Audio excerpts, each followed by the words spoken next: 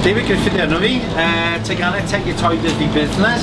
Da ni'n neud teganau pren wahanol. Ni sy'n neud nhw, a dwi'n prynu'r coed i gyd, dod adre, cael paratoi coed. Gofyn i Business Wales, Business Cymru, i ddod ato ni, a i gael support gach yn fawr yn jyst yn rhaid rhyw bach o advice i ni.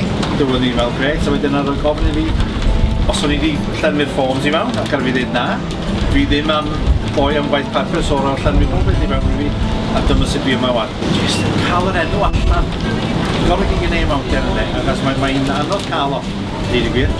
Pricing, i cael pris yn iawn, cael yr enw allan yna, a enjoy. Proactive.